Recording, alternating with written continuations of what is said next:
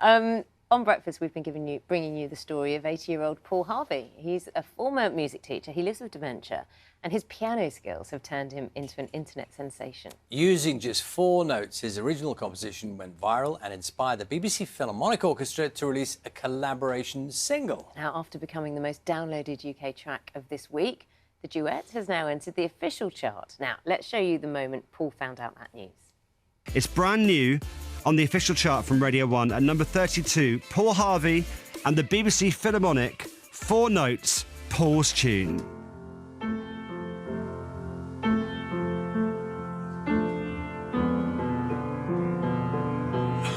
Absolutely amazed, and I'm thrilled to bits because that means that all that money that's come into it can go to these worthy causes, and thank you very much for everyone for doing it.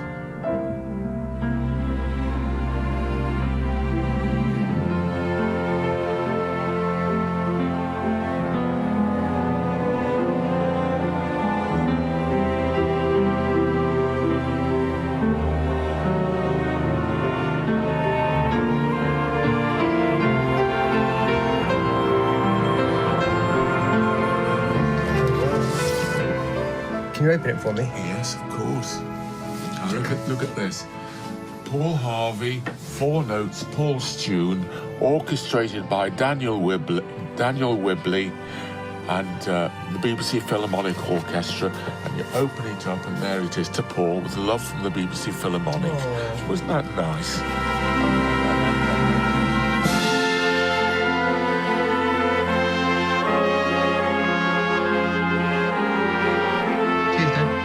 Cheers. Well done.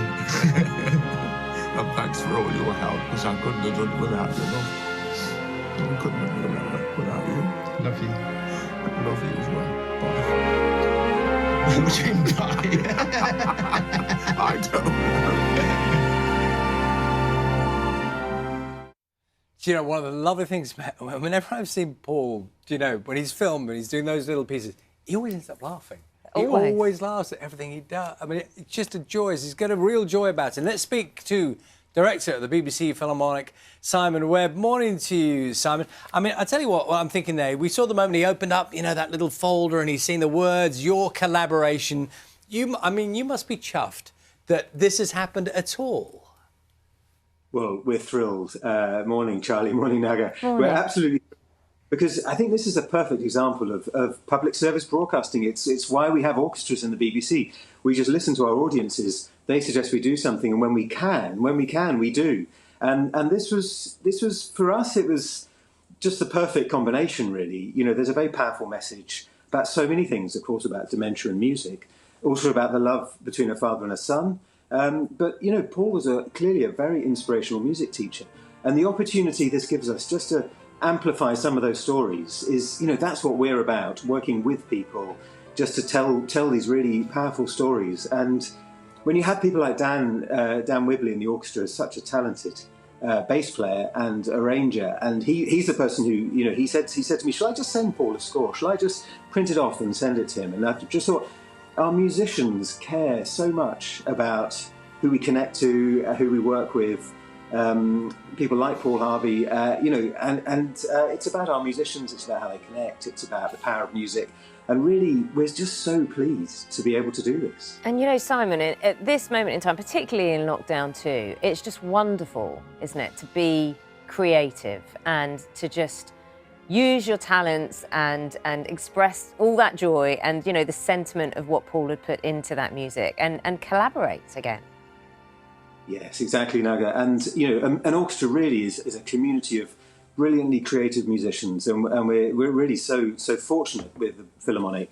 What a great bunch! I'm just so glad to be working for this orchestra. And yes, it's being creative, and we've done this throughout lockdown. We've just made music remotely, connected remotely.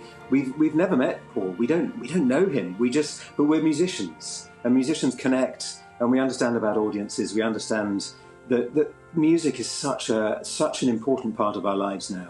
We were on Radio 3 last night, live from our studio, just 100 yards away from where you are now, live on Radio 3, connecting to our audiences. And I think this is this is the gift we have in music, and the gift the BBC has that we can give to our audiences. So yes, it's a wonderful thing to be part of.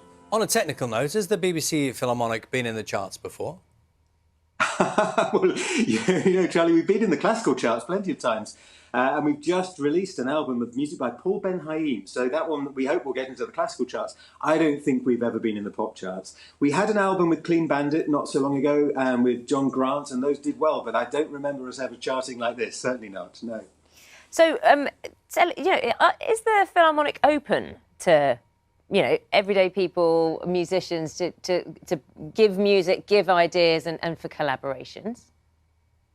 Collaboration is absolutely at the heart of what we do. And at the moment, of course, very challenging times. So we're going to schools remotely, digitally. Our musicians are working in schools every week at the moment, just connecting with children and supporting music teachers. And this, we did a big project around local radio through lockdown, the 10 northern local radio stations, orchestrating pieces that connected their audiences. And all of these ideas came from audience members. They've come from people who listen. We can't play to live audiences in our studio or in the Bridgewater Hall at the moment, but we can play online, we can play on the radio, as always. And yes, we want to know. In fact, this came through Broadcasting House, through Paddy O'Connell on Sunday mornings on Radio 4.